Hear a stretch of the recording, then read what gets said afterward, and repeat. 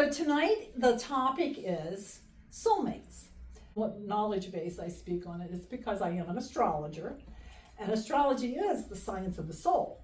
And so when you bring two souls together, there is a segment of astrology which, looks at the compatibility, or another term for it is called synastry, which is the kind of the alchemy of what happens when two souls come together.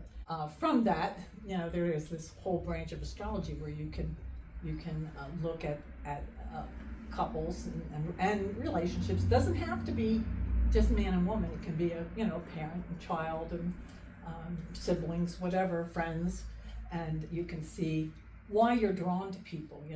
What is the energy between their planets that bring them together. And just like our own souls plan our lifetime, we actually in spirit, between lives, choose our life pattern. I think I coined it, maybe somebody else said it before, but I kind of coined this term called, and I say it's your astrology chart is your course curriculum for planet Earth. It's what you've come to do. It's your lessons that you're learning. It's your gifts that you're bringing to this lifetime. Want to do while you're here. And as a younger astrologer, I've been doing astrology for 40 years now. As a younger astrologer, I thought there was a lot of free will involved, but there really is quite a bit of planning that we do, quite a bit. And so the people that we meet are, we plan to come back and work things out with them, or, do something wonderful with them. Maybe we have a plan to do, to bring something to the world together. So that is what we're going to be talking about tonight. We're going to be talking about souls coming together and what they have to do. Who first brought the concept of soulmates, to human consciousness?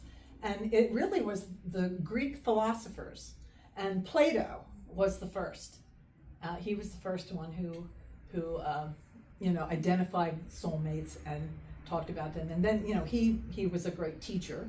The story is about how soulmates came about was, and this is what Plato said, is that at one point, many moons ago, back then, humanity or mankind had evolved to this state where we were, our aspects of our own soul were joined. Our masculine, feminine aspects of our soul were connected, and we actually had two faces and four arms, and we were in, that was the state we were in.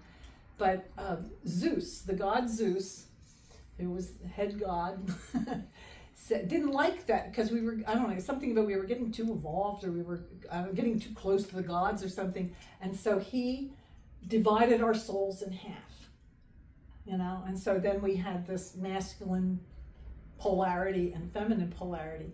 And so from that, that is where you have this soulmate consciousness, and that's why we all have this yearning to find that other piece of ourselves and come back together. And that yearning is love. That yearning is we want to find that other aspect of ourselves and come back together. Now, the soulmate relationship there's different levels of it. There's different levels of the soulmate. So let's start with platonic relationships, not non-romantic, marital, lovers, that kind of thing. So the platonic was, like I mentioned earlier, is perhaps a parent and child. So maybe a parent and child come together, and that parent maybe said, I'm going to be your teacher, and I'm going to help you develop your talent as a great musician, and I'm going to be the one who supports you and brings you, to your fullest. Because soulmates are, trying to do that. We're trying to heal each other, balance each other, and support each other, and bring each other to our highest state of evolution. So that's one way that platonic friends can be, deep friendships can be the platonic relationships. Matter of fact, they call them companion soulmates. Where again you come together to just be this, travel together as in support of each other in your growth, and siblings, that kind of thing. So those relationships are the platonic ones. Now they also can be karmic, because goodness knows, siblings or parents can be a huge karmic relationship for you. So then the next, we're going to talk about karmic relationships, but karmic relationships in terms of lovers or mates and that sort of thing.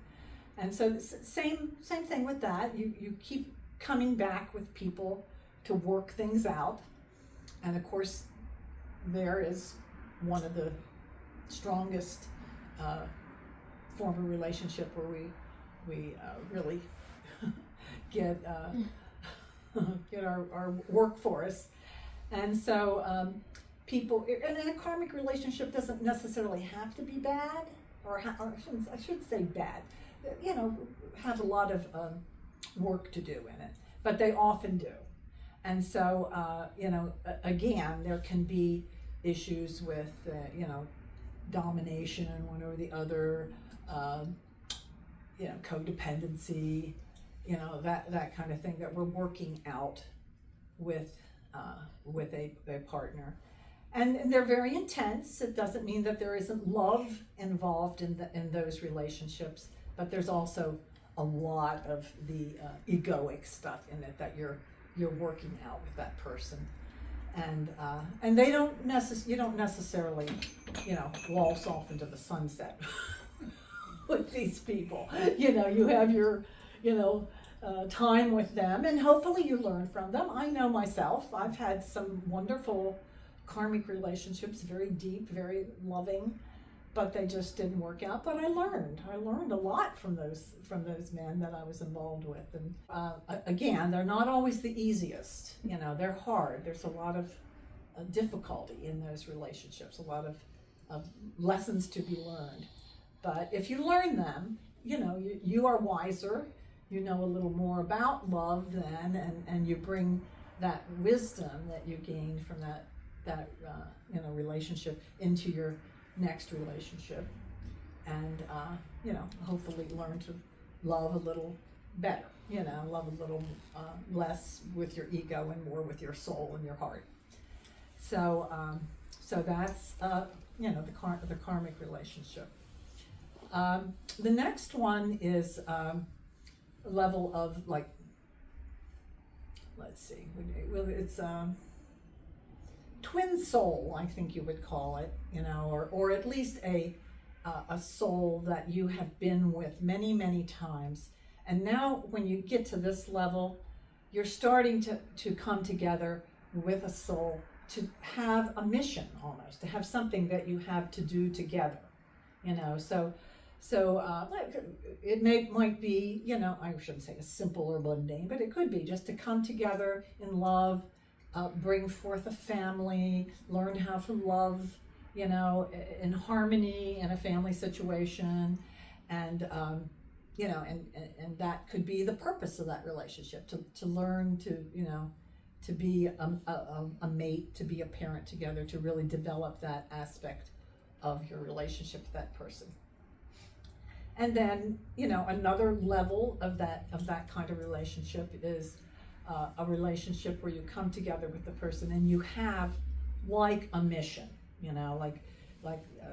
say you're both healers and you come together, soulmates often heal each other, for one thing. They help each other heal, but maybe, you bring forth, we say you do a healing center together or something where you, because of course, when you start to get to this more higher level of meeting with another soul, and when a very loving relationship comes together, that love multiplies and goes out into the world, and brings love to others. I don't know if you've ever been around a couple that was a very harmonious soulmate, and you just feel, you know, that it emanates from them, you know, because together they love each other, but then that love is meant to, you know, heal and help others too.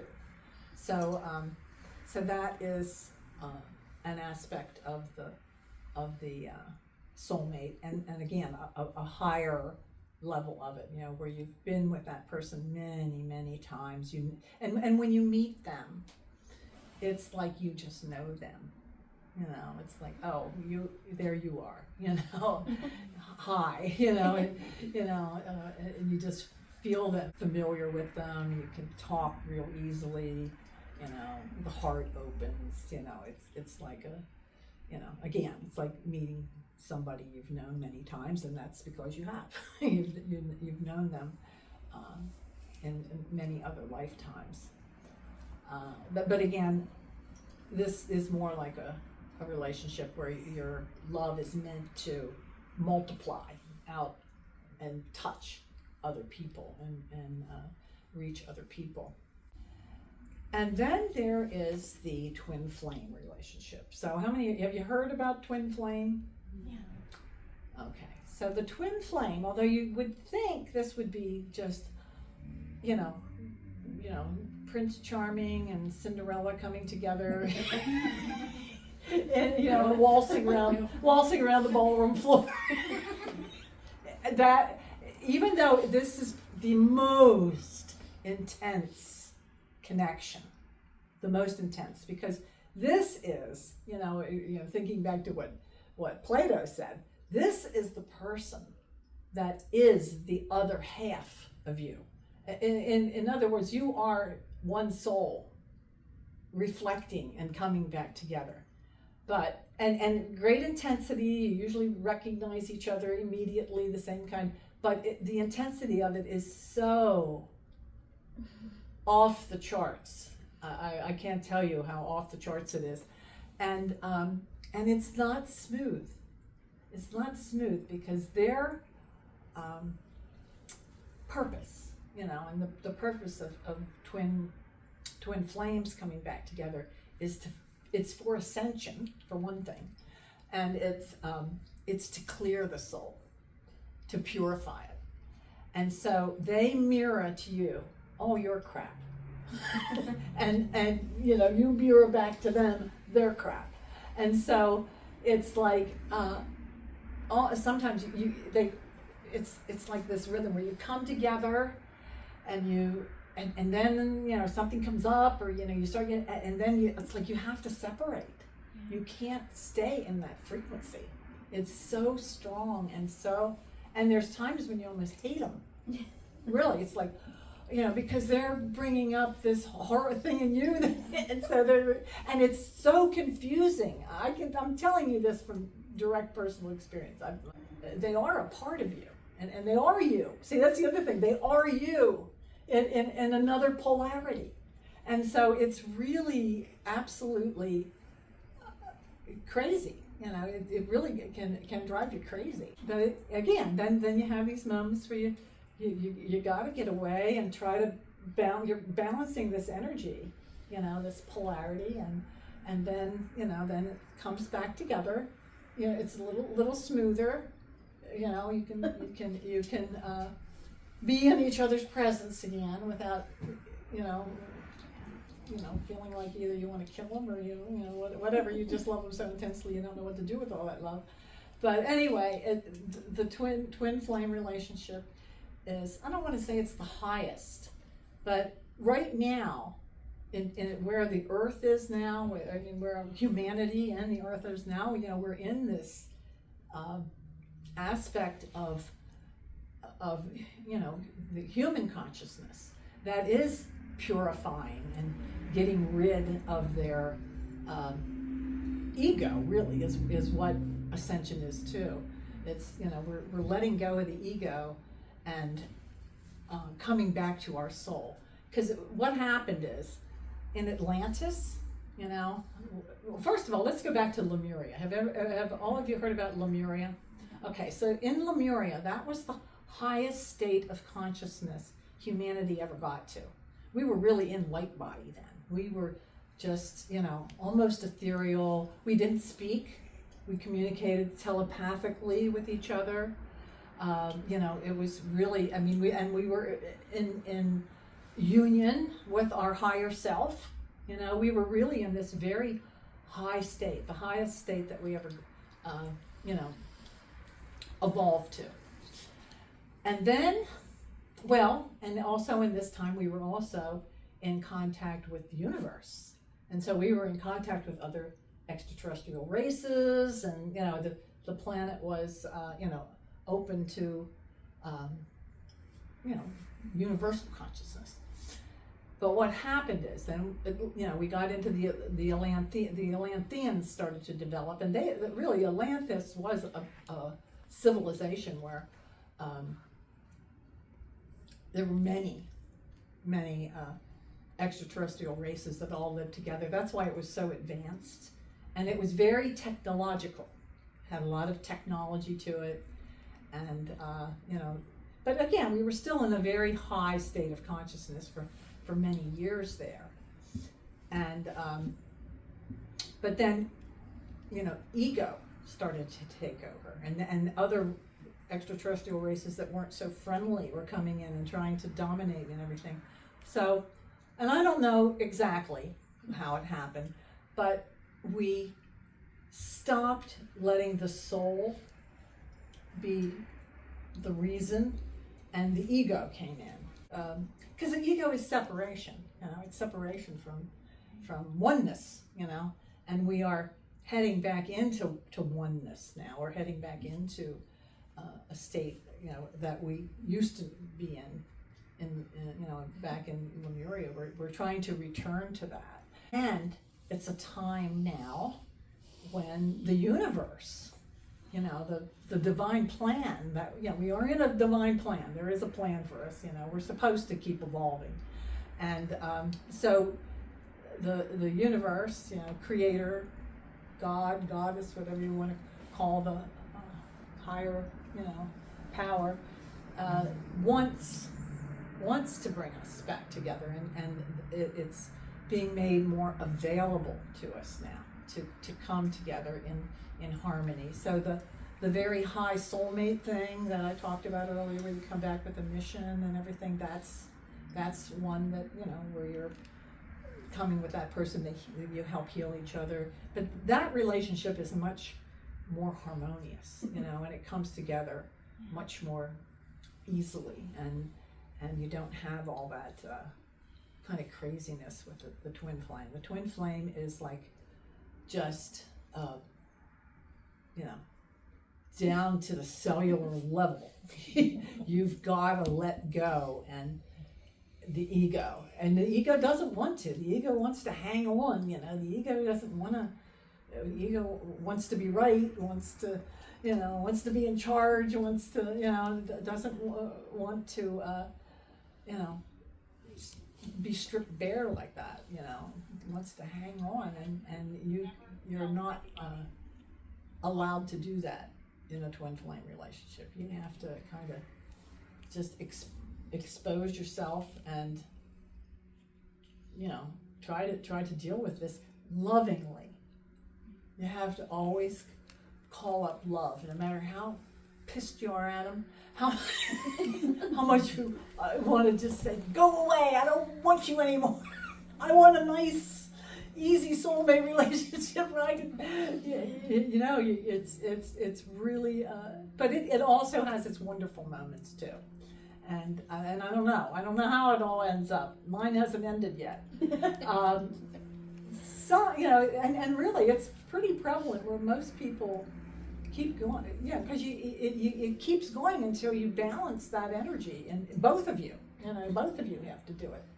You know, it seems like one time one is doing it and the other one isn't. It's just crazy. So I have seen some teacher people who are twin flames, and they have, you know, kind of worked things out where they are, because the ultimate goal of the twin flame is to, you know, bring their love together, you know, come to that, you know, full moment of just loving unconditionally, you know, without the ego involved, and just, you know, love, and then again, share that love in the world. But it's the tough one, let me tell you. It's the tough one.